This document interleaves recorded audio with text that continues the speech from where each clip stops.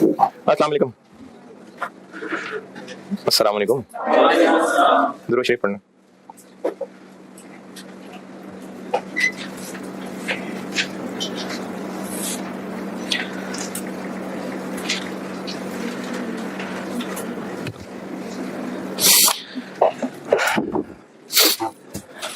अच्छा, एक वो मल्टीपल ब्रेक इवन का सवाल कराना है। एक दो नसीहतें हैं और हैं नसीहतें ही, आपकी मर्जी है, मानना है नहीं मानना आपकी मर्जी है। इसके अलावा आपके पास जवाब हो सकते हैं इसके, लेकिन दो नसीहतें जो हैं ये रिकॉर्डिंग वाले बच्चों के लिए ही हैं और एक जो है उनमें से ये सामने वालों के लिए भी है। हमारी सोसाइटी में कुछ चीजें इतनी आम हो जाती हैं कि उसके बारे में कोई ये सोचता नहीं है कि ये जायज है ना जायज है। चलो ये तो मैंने बहुत एक्सट्रीम लेवल की बात कर दी। मोरल भी है कि नहीं है, चलो ठीक है जी, आप नहीं मुसलमान नहीं है, नहीं अल्लाह माफ करे, मतलब हम इस टॉपिक से हट के बात करते हैं कि जी आप दाढ़ी रख के नसीहतें कर रहे हैं, खुद भी पता नहीं आप क्या क्या करते होंगे। तो मैं इस टॉपिक से हटके वैसे ही एक रीजनेबल पढ़े लिखे लोगों के हिसाब से बात कर रहा हूं कि कुछ चीजों को ना हम मोरली बिल्कुल भी बुरा नहीं समझते। उस हिसाब से एक नसीहत कर रहा हूं। जो होते हैं ना अपने जात के काम, जैसे आप स्टूडेंट हैं तो आप पढ़ रहे हैं और इसी तरह से आपने ट्रैवल करना है, या हॉस्टलाइट हैं तो आपने हॉस्टल में रहना है, तो रहने के लिए आपको वहां कपड़ा, तौलिया, चादर, ये जो आम इस्तेमाल की चीजें चाहिए। जो अपने जात के काम है ना, ये मोरली इंसान एक बहुत इज्जत वाली चीज है। मोरली भी ऐसा होना चाहिए कि वो अपनी हो, अपनी जाती चीज हो। जैसे आपने किसी से कोई जो रूममेट है तो क्या खैर है, उसी का तौलिया इस्तेमाल कर रहे हैं, उसी की चप्पल इस्तेमाल कर रहे हैं, या उससे पूछे बगैर उसी का लैपटॉप, मोबाइल सब उसी का इस्तेमाल हो रहा है। बगैर पूछे जो है वो दूसरे के रिसोर्सेज ऐसे यूज करना शुरू हो गए जैसे वो विरासत में मिले हुए हैं। या अगर स्टेशनरी की बात करूं तो आर्टिकल में जब आप जाएंगे, अभी तो आपको शायद इस चीज का आइडिया भी नहीं हो, आर्टिकल में जाएंगे तो ऑफिस की स्टेशनरी, क्लाइंट की स्टेशनरी, वो अपनी आप ये समझेंगे कि वो हमारी पढ़ाई के लिए भी कफालत करने के जिम्मेदार हैं, उनकी स्टेशनरी यूज करना, किसी का माल यूज हो जाए बस, ये मोरली ना कोई अच्छी बात नहीं है। तो कोशिश किया करें कि अपनी पढ़ाई के कामों में, अपने रहने के कामों में कुछ अपनी चीज इस्तेमाल किया करें। अपनी किताब खरीदें, अपना रजिस्टर खरीदें, अपनी स्टेशनरी खरीदें, और इसी से रिलेटेड आप लोग पढ़ाई से रिलेटेड अपनी गुर्बत को ना लाया करें। ये अपने आप को डिग्रेड कर रहे होते हैं। जैसे बच्चे कहते हैं जी हम अफोर्ड नहीं कर सकते तो हम फीस नहीं पे कर सकते। फिर मैं देख रहा था कुछ अर्सा पहले, ये कॉस्ट के ग्रुप में ना एक कैंपेन चली थी कि एक स्टूडेंट है, नीडी स्टूडेंट है, वो अफोर्ड नहीं कर सकता, हम उसकी फीस इकट्ठी कर रहे हैं। मतलब कुछ सेल्फ रिस्पेक्ट भी होती है भाई। अगर अल्लाह ताला किसी पे इम्तिहान डाले, वो वही समझता है कि अल्लाह ताला ने उसके लिए क्या ध्यान रखा हुआ है। लेकिन चले अगर मैं किसी मुश्किल में फंसा हूं, मिसाल दे रहा हूं, मैं फाइनेंशियली उससे बाहर नहीं निकल पा रहा, तो मेरी सेल्फ रिस्पेक्ट ज्यादा किसमें होगी कि मैं किसी से उधार लेके काम चला लूं, या ये कहूं कि मैं डिजर्विंग हूं, मैं कर नहीं सकता, आपके पास इतने पैसे हैं, आप मुझे मदद क्यों नहीं कर देते। मेरी सेल्फ रिस्पेक्ट किसमें ज्यादा है कि मैं उधार लेके काम कर लूं। मैं किसी को क्यों कहूं कि मेरी फैमिली के बैकग्राउंड कैसा है, क्यों बताऊं मैं क्यों उसको एक प्ले कार्ड के तौर पर इस्तेमाल करूं कि मैं एक यतीम हूं, मैं अफोर्ड नहीं कर सकता। मैं देख रहा हूं ग्रुप्स में बहुत ज्यादा चल रही हैं चीजें, सोशल मीडिया के ऊपर ज्यादा चल रही हैं। फिर बाकियों के लेके ये नीडी बच्चा है, उसको जलील करने वाले काम बना दिए। ये हम ही में से लोग हैं जो लोगों को बुला बुला के दिखा दिखा के खैरात बांट रहे होते हैं। फलाने एमएनए साहब हैं, उन्होंने ना जी एक लंगर खाना खोला है, अब वहां के लोग लाइन में लगे हुए हैं, धक्के खा रहे हैं जी, और वो सेठ साहब आके उनकी तस्वीर, मैं देखता हूं गुरुमा के तौर पे ना, ये रमजान के महीने में एक बहुत बड़े साहब की कोई तस्वीर लगी होती है कि इन्होंने लंगर खाना खोला हुआ, वाह सलूट। तो हम इसी कौम में से तो लोग निकल रहे हैं। तो इसलिए आप लोगों से नसीहत यह है कि इसको अपनी देखिए, अल्लाह ने किसी को रिसोर्सेज ज्यादा दिए हैं, किसी को कम दिए हैं, हमने अपने रिसोर्सेज मैनेज करना है। ये कोई बेचारगी नहीं है। या चले अगर कोई मुश्किल में है तो उसमें हिम्मत है, अल्लाह ने उसको मुश्किल में डाला है, अल्लाह बिल्कुल उसके लिए आसानी करेंगे। उसको ये नहीं जेब देता कि वो अपने दोस्तों के जरिए या वैसे अपने आप को सोशल मीडिया पे फेंक दे कि मैं डिजर्विंग हूं।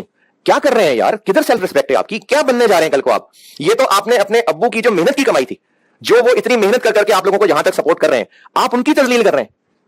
यानी ये ऐसे ही है कि आप अपने अब्बू को लेकर जाते हैं सबके सामने, ये गरीब आदमी है, इस बेचारे की मदद कर दो। भाई क्या है ये, तो बेटे इस लेबल को छोड़ दें कि मैं बहुत डिजर्विंग हूं। और ये ग्रुप में ना मुझे बड़ी लेट याद है, मैं पहले बात करनी थी, लेकिन कॉस्ट के ग्रुप में शायद मैसेजेस चलने शुरू हो गए थे, अकाउंट नंबर भी मैंने दे दिया, मतलब अकाउंट नंबर भी दे दिया कि हम किसी नीडी स्टूडेंट की फीस इकट्ठी कर रहे हैं। हो सकता है वाकई जेन्युइन हो सकता है बेचारा मेहनत कर करके जहां तक पहुंचा हो, खुद ही मजदूरी करता हो सकता है, सलूट है उसको, अल्लाह उसकी मदद करे। लेकिन आपको कैसे पता कि ये वो बच्चा है जो अपने अब्बू से फीस लेके खा जाया करता था और आप उसको फीस मांगते हुए शर्म आ रही है। हो सकता है कि नहीं हो सकता। उसने अपने दोस्तों के सामने रोना रोया कि मेरे पास ना वसाइल नहीं है, जो दोस्त का मसला ही क्यों नहीं, हम सोशल एक्टिविटीज हैं, उसने फलाने अकाउंट नंबर दे दिया, क्योंकि जज्बाती कौम तो है। तो इस तरह के ना अपने आप को, मैं उन बच्चों को भी कह रहा हूं जो अपने आप को बहुत बेचारा पोर्ट्रे करते हैं, अपने माँ बाप की तस्लील ना करें यार। वो गैरत के साथ, इज्जत के साथ आपको मेहनत की कमाई खिला के इस काबिल कर रहे हैं, तो इसकी शोहरत ना, तशहीर ना करें कि मैं डिजर्विंग हूं, ऐसे ना करें। हमें तो यह हुक्म है कि अगर किसी की मदद कर रहे हो तो उसको एहसास ना दिलाओ कि तुम, मैं तुम्हारी मदद कर रहा हूं। तो इसलिए अपने आप को ना लेबल ना लगाएं। और जिसके पास जैसे जितने रिसोर्सेज हैं, उनकी प्रायोरिटी में सबसे नीचे पढ़ाई होती है। यानी आप स्टूडेंट्स हैं, आप ये चाह रहे होते हैं कि किसी तरह बस मुफ्त किताब मिल जाए, कोई मुफ्त लेक्चर मिल जाए, किसी के बारे में मुफ्त नोट्स मिल जाए। ग्रुप्स में मुझे किसी ने पता नहीं किसी ग्रुप में ऐड किया हुआ, या तो उसको पता नहीं था मैं कौन हूं। उन ग्रुप के अंदर ना ये चल रहा है कि किसी के पास फलाने लेक्चर है तो कांटेक्ट मी। एक तो ऐसा जबरदस्त था, ये आपको कह रहा हूं, ये कैमरे वालों जो कैमरे पार देख रहे हैं, ग्रुप के अंदर पूछ रहा है किसी को नासिर साहब के लेक्चर चाहिए तो 3000 में मुझे कांटेक्ट कर लें।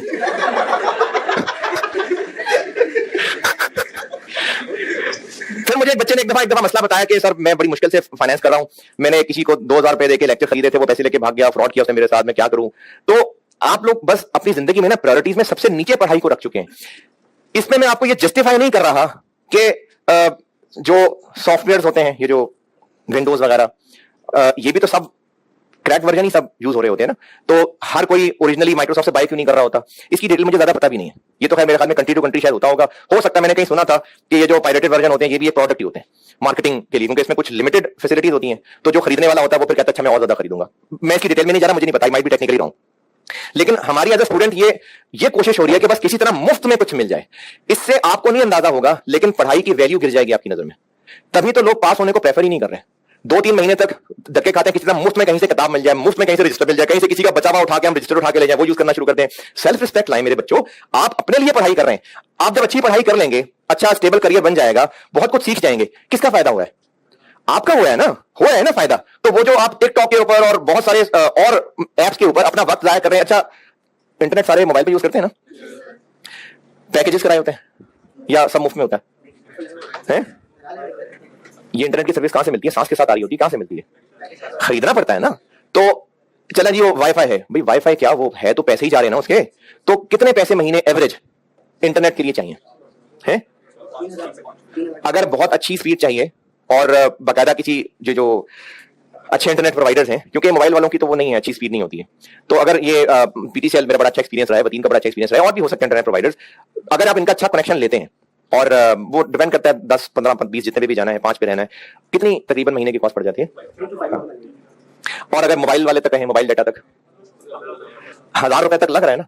अब आप अपने उस मोबाइल यूजेज को जरा इवेल्युएट करके देखें कि उस मोबाइल यूजेज में क्या क्या शामिल है, मतलब उसमें क्या शामिल है जिसके लिए आप महीने का 1000 रुपए खर्च करने को तैयार हैं, खुशी खुशी से तैयार हैं।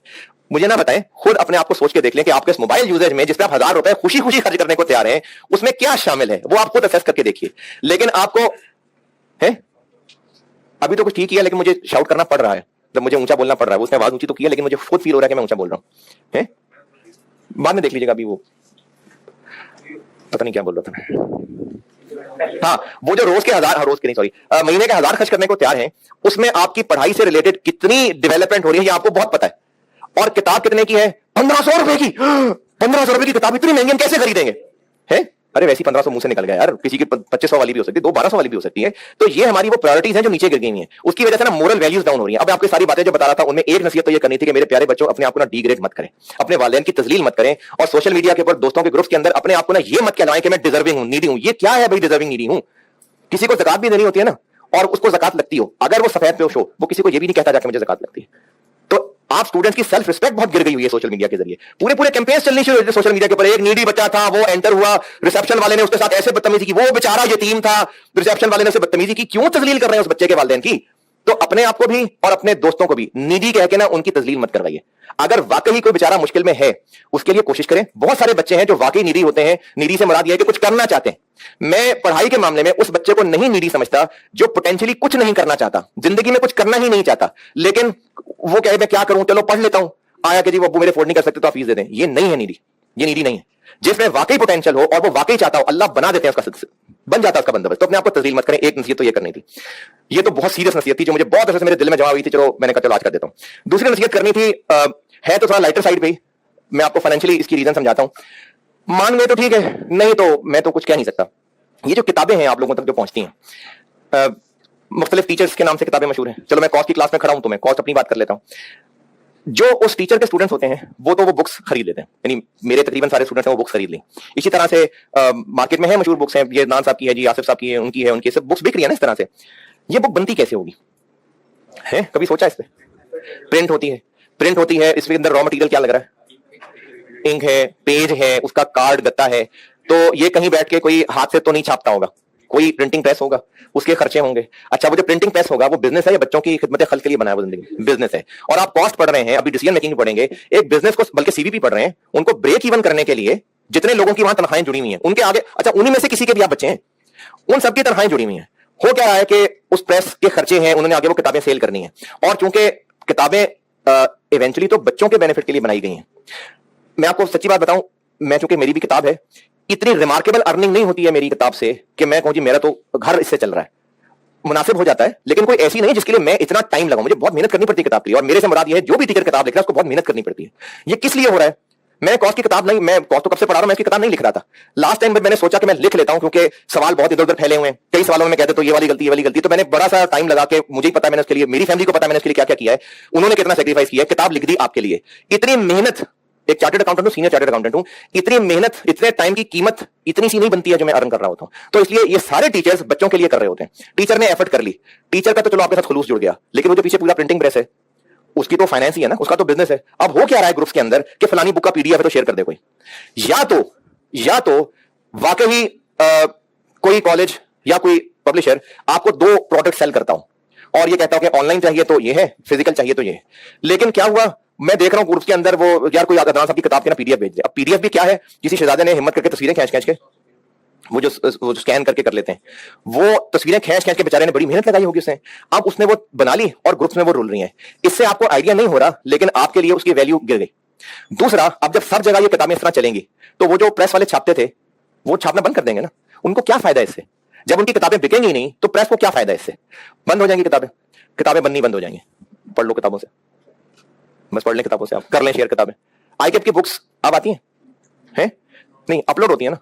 ये जब बुक्स बनी थी ना 2014 में, तो इन बुक्स की बड़ा अच्छा पेज इस्तेमाल किया गया था, यानी आईकेप ने इसका बहुत अच्छा पेज इस्तेमाल किया था। अभी भी अगर कोई फिजिकल बुक लेता हो हार्ड कॉपी तो उसका बड़ा अच्छा पेज होता है। और आईकेप वाले उसके पैसे चार्ज करते थे, कितने चार्ज करते थे ये तो मुझे याद नहीं है, लेकिन पैसे चार्ज करते थे। और उसी से उन्होंने इस्लामाबाद में पूरा वो पहाड़ खरीद लिया उन पैसों से। हैं वो पैसे इसलिए चार्ज करते थे क्योंकि आईकेप बेशक आप लोगों के लिए सपोर्ट ला रहा था, कोई प्रेस तो होगा ना जो उसको प्रिंट कर रहा होगा, उनका तो हक है ना बिजनेस करने का। लेकिन उन किताबों की इनके वो वेंचर बंद हो गया, वो मैनेज नहीं हुआ, उन्होंने फिर उसको फिजिकल जो है सॉफ्ट अपलोड करनी शुरू कर दी। तो इसलिए अगर ये पूरे प्रेस देखें, मुझे ना कभी भी बोलने में ये कोई इख्तलाफ नहीं होता कि मैं फलाने कॉलेज का नाम लूं, क्रिश्चियन की किताबें बिक रही हैं, स्कैंस की, राइस की, सीएफपी की, पैक की बिक रही है ना मार्केट में।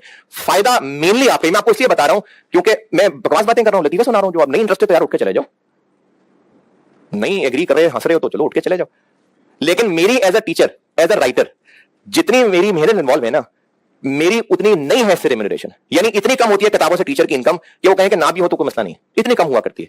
तो अगर आप लोग इसको इस पॉइंट ऑफ व्यू से देखें कि पूरा प्रेस चल के एक सर्विस मिल रही है, तो जब आप तस्वीरें खींच के पीडीएफ बना के ग्रुप्स में फैलाने शुरू कर देंगे ना, बंद हो जाएगा प्रेस, ये सर्विस बंद हो जाएगी।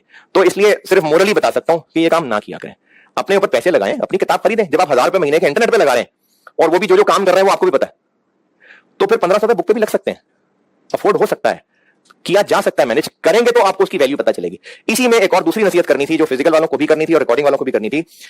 ये जो मॉक है ना, ये आजकल बहुत ज्यादा, वो मैंने उधर जीटी में भी इसके ऊपर एक बच्चे ने फजूल बात कर दी थी, मेरी पूरी क्लास उसके ऊपर लग गई, तो मैंने कोशिश की कि मैं ऐसी बात ही ना छुड़वाऊं क्लास में, लेकिन अभी चूंकि नसीहत कर रहा हूं तो मैं कर देता हूं। मॉक एक सर्विस है और कॉलेजेस बिजनेसेस हैं, बुरा काम कर रहे हैं बिजनेस करके। यानी अगर कोई अच्छा बिजनेस, कोई अच्छा प्रोडक्ट, अच्छी सर्विस किसी को बेच रहा है तो बुरा काम कर रहा है। मार्केट से अगर आपको खाने पीने की चीजें मिलती हैं तो आप दुकानदार को कहते हैं शर्म करो, मैं पैसे ले रहा हूं मुझसे, हैं? अगर उसका बिजनेस नहीं चलेगा तो क्या करेगा? बंद कर देगा। होगा क्या? आपको खाने की चीजें नहीं मिल पाएंगी। तो अगर वो अच्छी चीजें आपको पहुंचा रहा है, खालिस दूध कितने रुपए किलो मिल जाता है आजकल? वैसे नॉर्मली चलो दूध कितने रुपए किलो है आम दुकानों पे जो मिल रहा है, चलो मिसाल के तौर पे 180 पे। अगर किसी को पता चल जाए कि फलानी जगह से 100% खालिस दूध मिलता है, लोग उसके लिए 300 रुपए देने को तैयार हो जाएंगे। क्यों? क्योंकि फायदा उनका है। और वो जो वहां खालिस दूध बेच रहा है वो डेफिनेटली तभी खालिस बेच पा रहा है जब उसकी प्रोडक्शन भी कम है, मिलावट करता है प्रोडक्शन बढ़ाने के लिए। अगर खालिस बेच रहा है ना तो उसकी भैंसों का खर्चा पूरा नहीं हो रहा उससे, तो वो महंगा बेच रहा है। तो उसको कहें क्यों महंगा बेच रहे हो, तुम्हें शर्म नहीं आती? वो कहेगा ठीक है भाई नहीं बेचता, तो अपना नुकसान हुआ ना। तो इसलिए कॉलेजेस, आप अगर ये सोचेंगे ना कि कॉलेज कमा क्यों रहा है, कॉलेज एक बिजनेस ही क्यों है, तो उसका एंड रिजल्ट ये निकलेगा कि कॉलेजेस बंद हो जाएंगे। तो इसलिए आप अपना फायदा देखें, आपको पढ़ने को मिल रहा है, अच्छा आपको टेस्ट देने की फैसिलिटी मिल रही है, आपको मॉक मिल रहे हैं, तो फायदा हो रहा है ना, बस फायदा उठाएं। और सिर्फ ये साफ नियत रख लें कि इस बिजनेस में, देखिए मुझे पैसे मिलते तो मैं पढ़ा रहा हूं, मुझे पैसे ना मिलते तो मैं ना पढ़ा रहा होता। यहां पर पैसे मिलते हैं तो मैं पढ़ा रहा हूं। सब टीचर्स की मैं यही बात करूंगा, पैसे मिल रहे हैं तो वो पढ़ा रहे हैं ना। और बुरा काम है पैसे लेके पढ़ाना, भाई सर्विस दे रहे हैं, लेकिन आपको मैं ये सब बातें क्यों कर रहा हूं? मैं क्यों आपको कह रहा हूं अपने आप को तजलील ना करो? इससे मुझे पैसे तो नहीं मिल जाएंगे ज्यादा? मैं आपको क्यों ये बात समझाने की कोशिशें करता रहता हूं कि बेटे नमाज पढ़ा करो, ये सब किया करो? क्यों अपने वालिदैन क्यों कर रहा होता है ये बातें? क्योंकि मेरे आप लोगों के साथ एक ऐसी अटैचमेंट है कि मेरे बच्चे हैं, मैंने पढ़ाना है इनको। अब वो ताल्लुक जो बन गया ना, उसमें पैसे डेफिनेटली इन्वॉल्व है, पैसे मिल रहे हैं मुझे पैसे पढ़ाने के, लेकिन आपकी खैर ख्वाही भी है। और किसी टीचर में शायद थोड़ी कम हो, किसी में शायद मुझसे भी बहुत ज्यादा हो। तो ये कॉलेज के बिजनेसेस जितने भी यहां मौजूद हैं, बेशक वो बिजनेस हैं, लेकिन बहरहाल वो सारे कहीं ना कहीं उस्ताद हैं। और चलो 100% ना सही, लेकिन इनकी जो भी पॉलिसीज हैं उन्होंने दो साइडें कवर करनी है। स्टूडेंट को अच्छी सर्विस भी देनी है, बच्चों का ख्याल करते हुए, और जितने लोगों की नौकरियां इदारे से जुड़ी हुई हैं, ये जो आपको यहां पे मुलाजिम नजर आते हैं, ये अरबपति लोग हैं, तनख्वाहदार मुलाजिम है ना, यही लोग आप में से किसी के बड़ा भाई बाप यही लोग होंगे। तो इनको तनख्वाहें कैसे देगा कॉलेज? कमाएगा तो देगा ना। तो आप सिर्फ ये दो बातें देख लें कि कॉलेज ने, किसी भी कॉलेज ने, पैक है, क्रीसेंट है, राइज है, कुछ भी है, उन्होंने जो फीस लेनी है उसके बदले प्रोडक्ट सर्विस देनी है, और वो भी खैर ख्वाही से ही देनी है, इस उम्मीद से है कि बच्चों का भला हो। लेकिन बिजनेस ऑर्गेनाइजेशन के अंदर बहुत सारे इंप्लॉइज हैं, वो बेटे उन्होंने खर्चे भी पूरे करने होते हैं। अब किसी कॉलेज में हो सकता है पार्किंग की फैसिलिटी हो, किसी में हो सकता है ना हो, किसी में हो सकता है कि पार्किंग की फैसिलिटी पेड हो सकता है, हो सकता है किसी में लाइब्रेरी में बैठने की खुली इजाजत होती हो सकता है किसी में ना होती हो सकता है किसी में ये रूल हो कि 5 बजे बंद, हो सकता है किसी में रूल हो 24 चलेगा, हो सकता है किसी में रूल हो कि 2 पेपर पढ़ेंगे कम से कम तो लाइब्रेरी में अलाउड है, हो सकता है किसी में रूल हो कि ऑनलाइन वाले को अलाउड नहीं है। सब चल रहा है ना। अब उन्होंने अगर ये पॉलिसीज बनाई हुई हैं तो जान जान के आपको तंग करने के लिए बनाई है। उन्होंने पॉलिसीज क्या सोच के बनाई होंगी? अपने ऑर्गेनाइजेशन के हिसाब से, जो जो वर्केबल ऑप्शंस होती होंगी उसके हिसाब से बनाया होगा। हो सकता है कोई इंसिडेंट्स ऐसे हुए हो सकता है कि किसी कॉलेज की लाइब्रेरी में कुछ लड़कों की लड़ाइयां हुई हों, पुलिस केस बने हों, तो उस कॉलेज ने for betterment of whole community ये फैसला किया हो कि 8 बजे के बाद लाइब्रेरी बंद कर देंगे। हो सकता है उस इलाके में कोई मसला हो, तो अगर कॉलेज ने डिसीजन किया होगा और आपने देखो भी फलाना कॉलेज तो ये कर रहा है, फलाना कॉलेज ये कर रहा है, देखें जिस कॉलेज ने जो भी पॉलिसी बनाई होगी ना वो अपने हालात के हिसाब से बनाई होगी। अब सिंपली अगर आपने मौक देना है तो दे दे, नहीं देना तो ना दे। एक सर्विस है कि उसकी फीस है 50-60 हजार रुपए फीस है। कितनी है मौके? बस। ओहो, मैं तो समझा कोई 70,000 रुपए। तो मैं इतनी बात कर रहा हूं उस पर। आपने फीस देनी है, आप सर्विस लीजिए, नहीं कोई बात नहीं।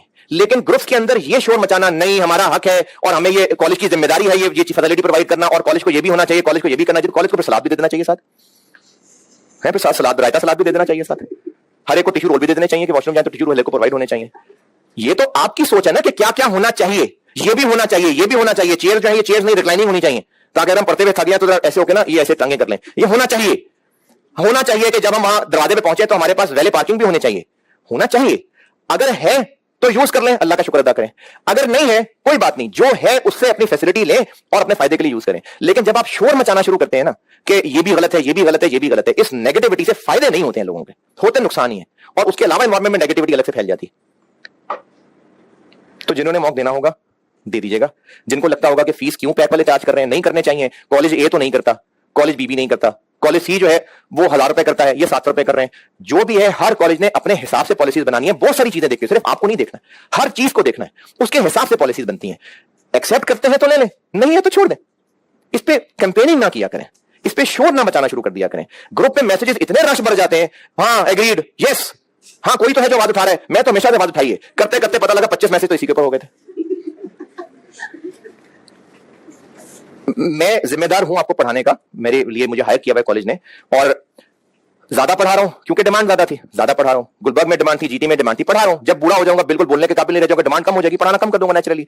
डिमांड है, पढ़ा रहा हूं। बच्चे कहते हैं जी पढ़ना है, चलो ये भी पढ़ा देता हूं, ये भी पढ़ा देता हूं, फाइनल को भी पढ़ा रहा हूं। अब उस पढ़ाने से क्या हुआ कि टाइम मेरा इस पीक टाइम में ज्यादा है, अब मैं मैसेजेस के प्रॉपर रिस्पॉन्ड नहीं कर पा रहा हूं। करने की कोशिश पूरी करता हूं और सबसे लास्ट में मैं फैमिली को रख लेता हूं। फिर मैं घर भी जाता हूं तो पहले मैं मैसेज के जवाब दे रहा होता हूं। लेकिन उसके बाद जब आप ग्रुप्स के अंदर ये शोर मचाना शुरू करेंगे ना कि सर जवाब नहीं दे रहे, तो बेटे हो कर कोशिश ही रहा हूं आपके लिए, इस बात को थोड़ा एक्सेप्ट करके चल लें।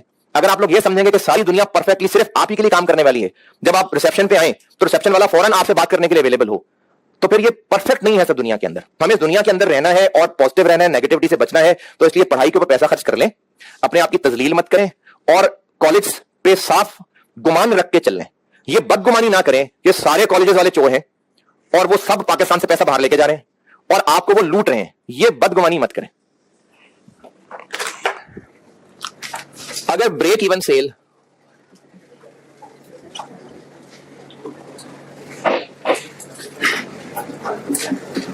यूनिट्स में निकालनी हो तो उसका अलग फार्मूला था, अमाउंट में निकालनी हो तो अलग फार्मूला था, और यह भी हो सकता है कि दोनों में चाहिए तो लाजमी दोनों फार्मूले लगाएंगे, नहीं ना एक से काम चल जाएगा।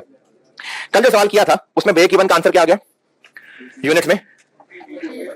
84 अब ये 84050 यूनिट्स हैं, किसके यूनिट्स हैं? प्रोडक्ट है जो बिजनेस बेचता है।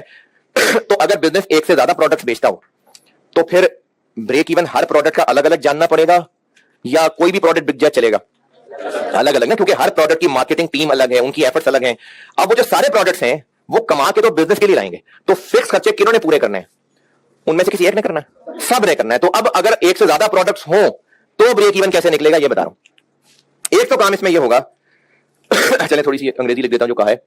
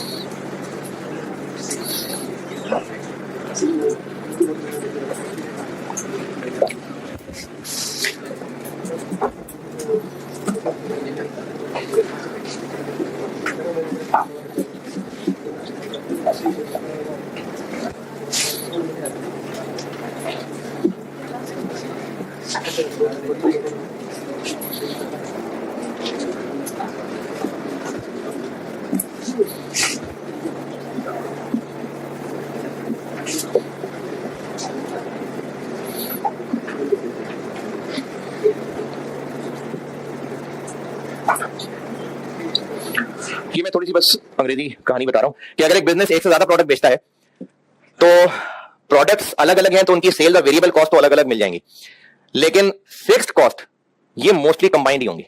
अच्छा, एलोकेट हो सकती है वो अलग बात है, लेकिन ओरिजिनली तो वो टोटल ही हो होंगी ना। फैक्ट्री का रेंट प्रोडक्ट ए का होगा, बी का होगा, तो सबका होगा। तो फिक्स्ड कॉस्ट जनरली कंबाइंड होती है।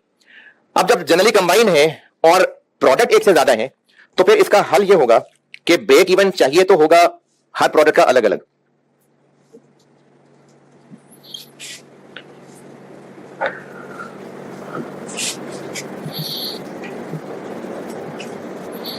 लेकिन उस तक हमें ना 2 स्टेप्स में पहुंचना पड़ेगा। प्रोडक्ट हर एक का ब्रेक इवन सेल निकालनी पड़ेगी, लेकिन 2 स्टेप्स में। एक स्टेप ये होगा कि पहले हम निकालेंगे कंबाइंड ब्रेक इवन। ये फॉलोइंग स्टेप्स के नीचे लिख रहा हूं।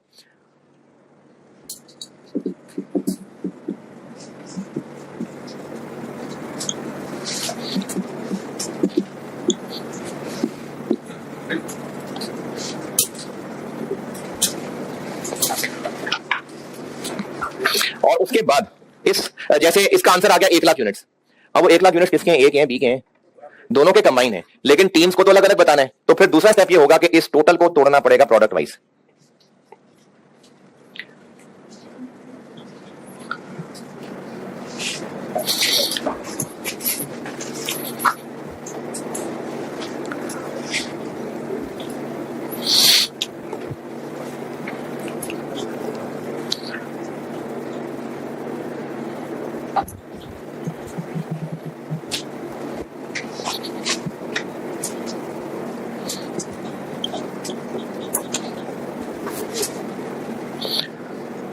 अच्छा, अब इसको तोड़ेंगे कैसे? है कोई ना कोई रेशो तय करेगा मैनेजमेंट। आपके लिए वो रेशो कौन तय करेगा? क्वेश्चन तय करेगा। क्वेश्चन में बताई होगी।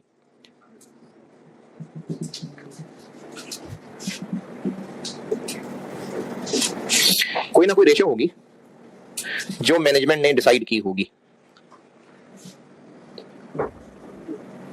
कोई ना कोई टारगेट रेशो होगी जो मैनेजमेंट ने डिसाइड की होगी, आपको वो गिवन होगी।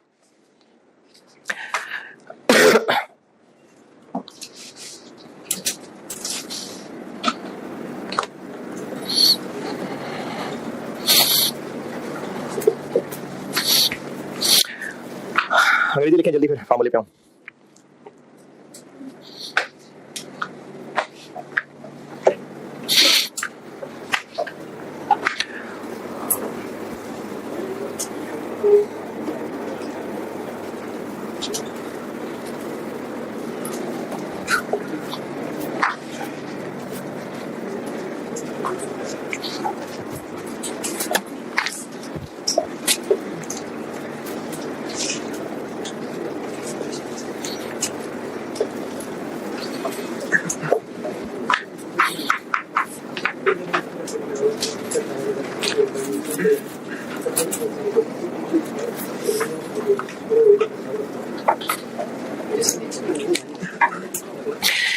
टॉपिक पे ना, ये जो अभी मैंने लिखी अंग्रेजी, फिर इसके फार्मूले बना के लिखूंगा, इस टॉपिक पे आता हूं, उसके फार्मूले भी लिखता हूं।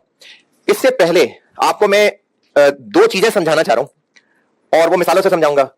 आप इनको लिखिएगा जरूर, लेकिन कैसे लिखेंगे, मतलब क्या डब्बा बना के लिख दें? यानी इस टॉपिक पे मैं वापस आऊंगा, अभी मैंने इस टॉपिक से ब्रेक लिया, आपको कुछ कैलकुलेशंस के जरिए दो बातें सिखाने लगा, तो क्या कहेंगे हैं? बस देख लें, जो मुनासिब लगे हेडिंग दे दें, नहीं तो बाद में दे देना हेडिंग, पहले सुन ले, समझ लें बात करना क्या लगा। एक बात ये बता रहा हूं जो कि इस टॉपिक से रिलेट करूंगा।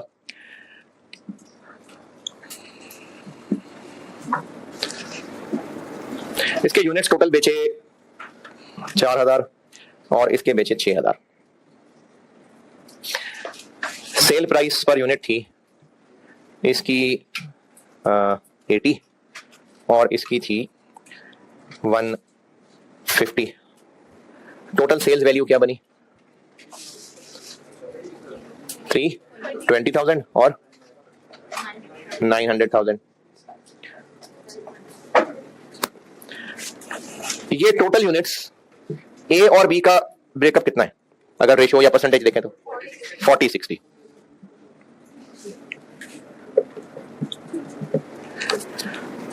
और इनके हिसाब से देखें, ये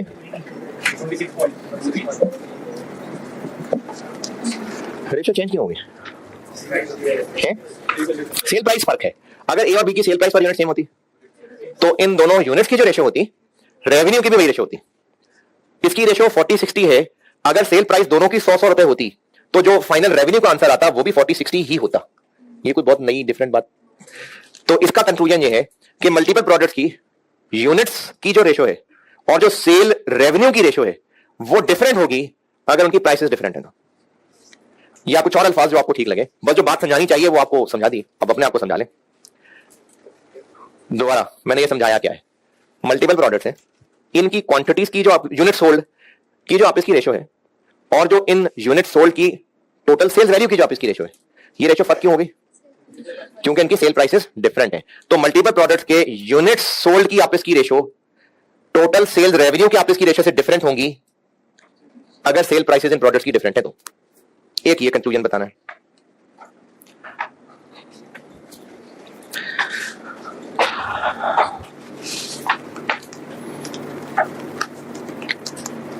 अगर नहीं लिख रहे कि बस ठीक है समझ आ गई, तो भूल जाते हैं इस तरह की बातें। मल्टीपल प्रोडक्ट्स हैं अगर, तो उनके यूनिट सोल्ड की जो आपस की रेशियो है उनकी सेल रेवेन्यू की आपस की रेशियो से डिफरेंट होगी अगर उनकी सेल प्राइसेस डिफरेंट है तो। और ये थोड़ा बहुत लिखने के बाद अगर एग्जांपल नोट करेंगे तो सपोर्ट मिल जाएगी कि क्या कहना चाह रहे हैं आप।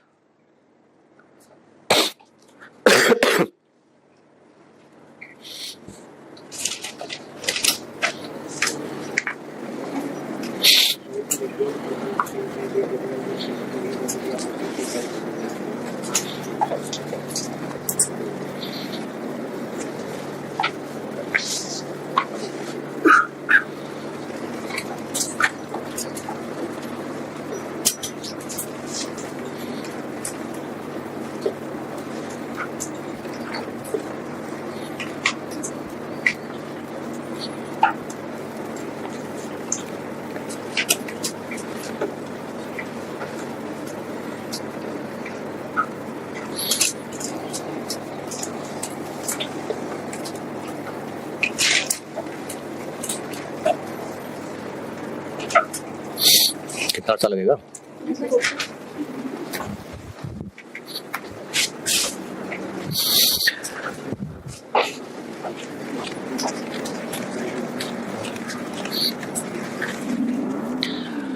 अच्छा, दूसरी जो बात सिखाना चाह रहा हूं वो इस चैप्टर के लिए भी है और आगे डिसीजन मेकिंग में भी काम आएगी।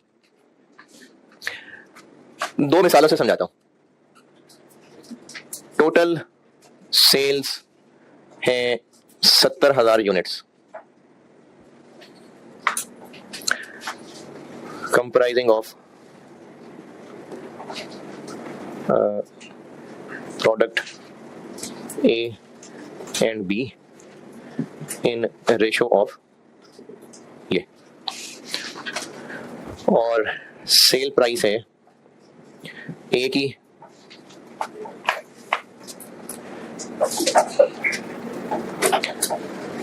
40 और बी की 120।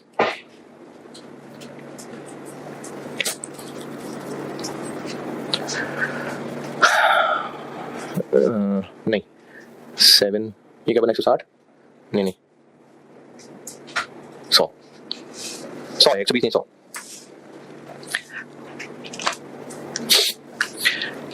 टोटल सेल्स रेवेन्यू निकालें, कैलकुलेटर पे कर दें। टोटल सेल्स रेवेन्यू ए और बी की टोटल, ये जो 70,000 यूनिट्स बेचे हैं, टोटल सेल्स वैल्यू कितनी है?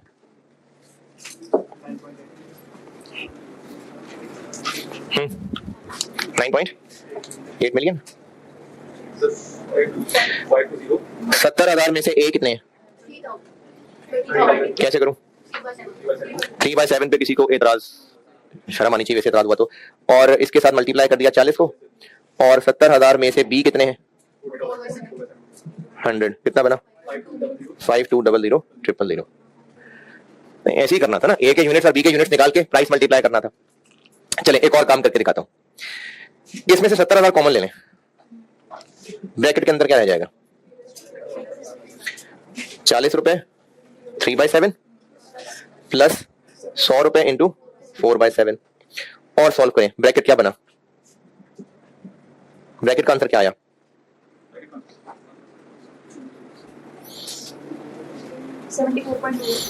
74 पॉइंट। अच्छा नहीं भाई,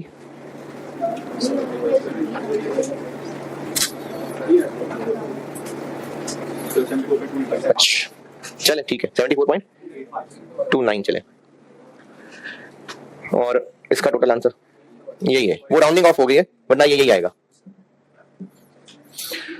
है क्या हो गया? इतना ही है, इतना ही है। वो राउंड ऑफ किया ना, इतना ही, असल लेंगे तो इतना ही है। 40 रुपए क्या था, इसलिए मल्टीप्लाई किसने किया? ए के यूनिट से। 100 रुपए बी की प्राइस से मल्टीप्लाई किसने किया? तो ये कुछ है जिसको हमने पूरे 70,000 से मल्टीप्लाई कर दिया और वही आंसर आया। ये क्या है? 74। बी और ए की कंबाइंड तो 140 बनती है। एवरेज तो वो तो 40 प्लस 100 डिवाइड बाय 2 तो 70 बनती है। ये एवरेज ही है, लेकिन ये वेटेड एवरेज है, और वेट के तौर पे ये रेशियो इस्तेमाल हुई है, तो ये वेटेड एवरेज है। ये वेटेड एवरेज सेल प्राइस है। एक मिसाल और बता दूं ना, फिर इसका कंक्लूजन बताता हूं कि कहानी क्या है।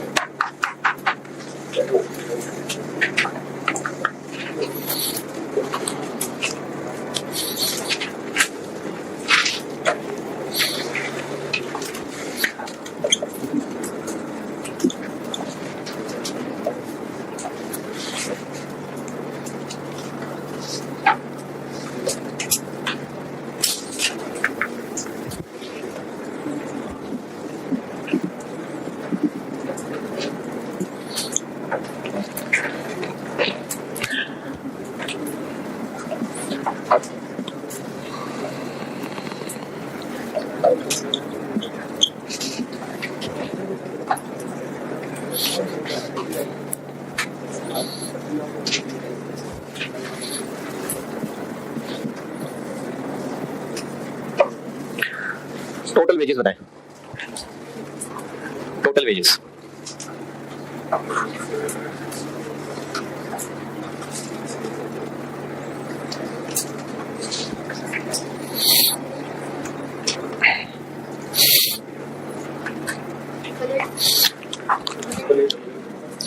टोटल वेजेस आ गई 30,000 घंटों में से स्किल्ड के कितने,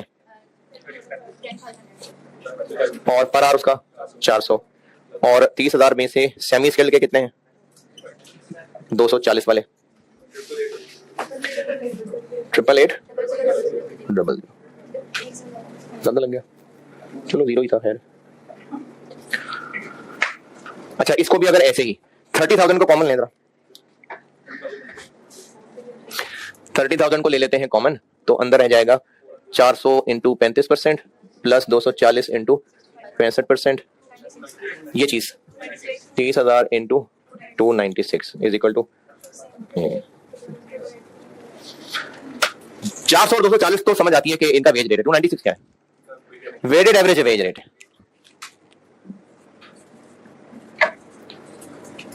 weighted average summation W X over summation W. अच्छा, अब इन दोनों मिसालों से सिखाया क्या है?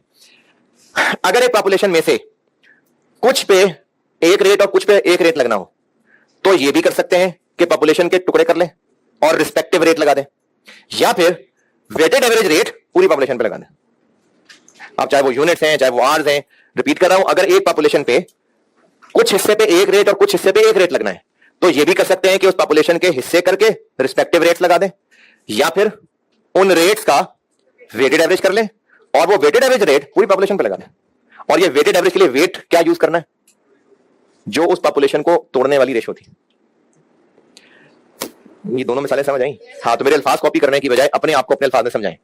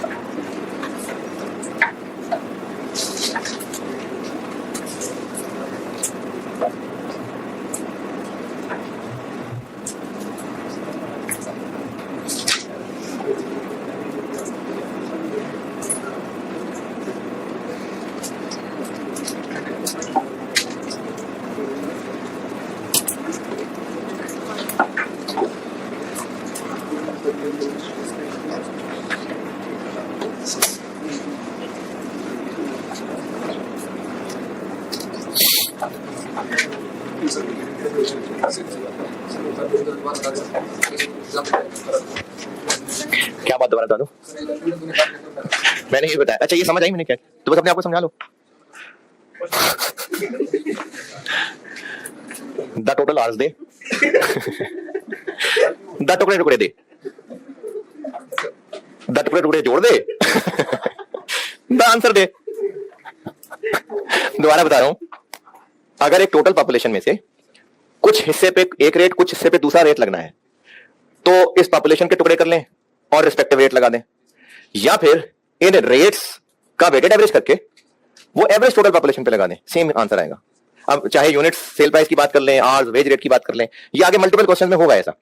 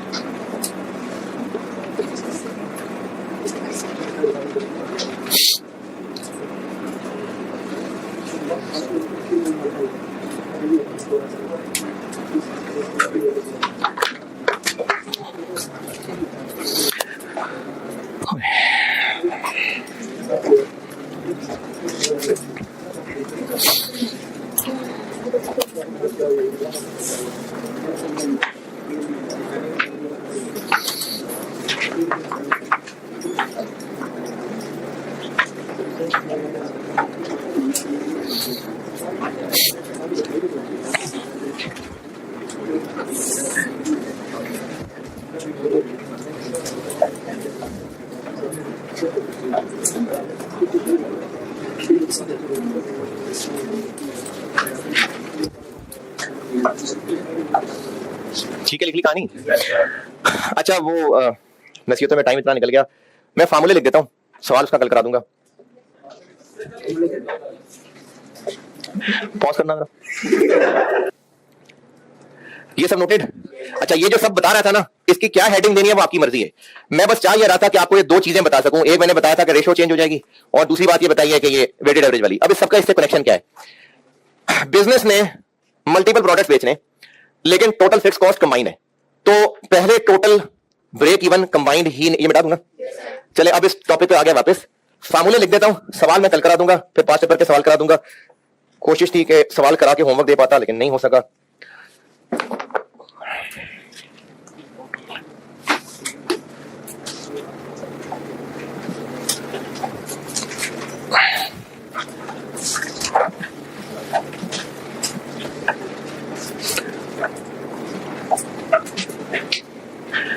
अच्छा, अगर ये मैंने भी यहां बात की थी कि कोई ना कोई टारगेट रेशियो होगी, तो वो रेशियो या तो यूनिट्स की होगी या वैल्यू की होगी। तो इसके सवाल में अगर आपको रेशियो बताई जा रही है तो फिर ये जानना जरूरी होगा कि किसकी रेशियो है। तो अगर तो यूनिट्स की रेशियो है, क्वांटिटीज यूनिट्स की रेशियो है, तो स्टेप 1 में फार्मूला लगाना पड़ेगा combined break even sale units total fixed cost. Units वाला फार्मूला है, डिवाइड किससे करते हैं? कंट्रीब्यूशन पर यूनिट से। तो किसके कंट्रीब्यूशन पर यूनिट से करूं? ए के, बी के, दोनों के, मतलब दोनों को ऐड कर लो। हमने टोटल वेजेस निकालनी थी, दोनों के वेज रेट को ऐड कर लिया, एवरेज लिया ना। तो हम फिर यहां पर कंट्रीब्यूशन पर यूनिट दोनों प्रोडक्ट का एवरेज लेंगे, तो divided by weighted average contribution per unit. अच्छा, अब वेटेड एवरेज लेना है तो वेट क्या यूज करें? यही रेशियो जो दी हुई है।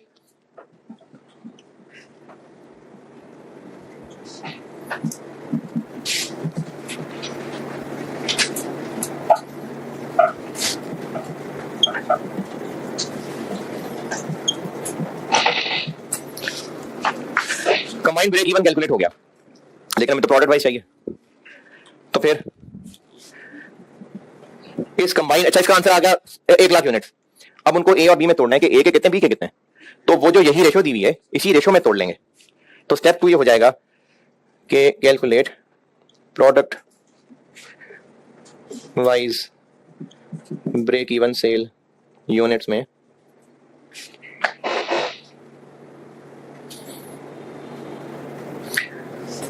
by splitting the combined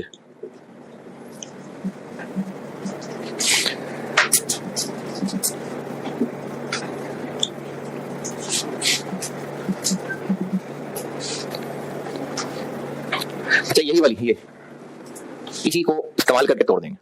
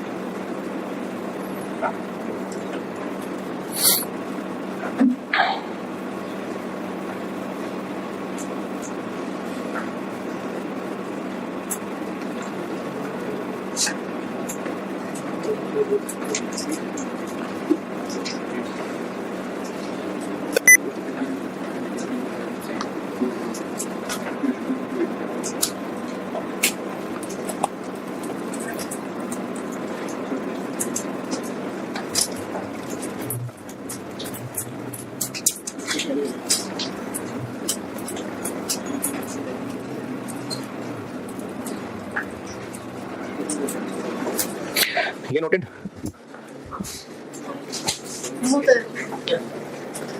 ऊपर से नोटेड है?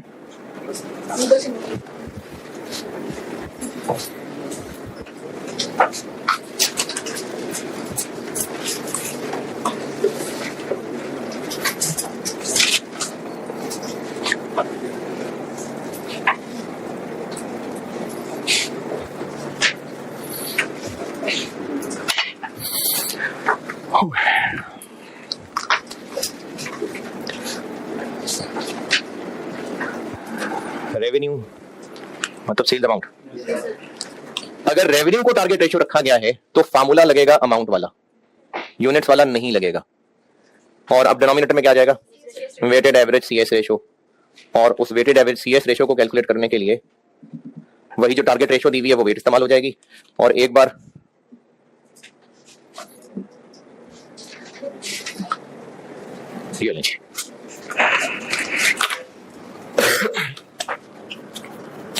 चलिए कल का सवाल कराता हूँ। अल्लाह हाफिज।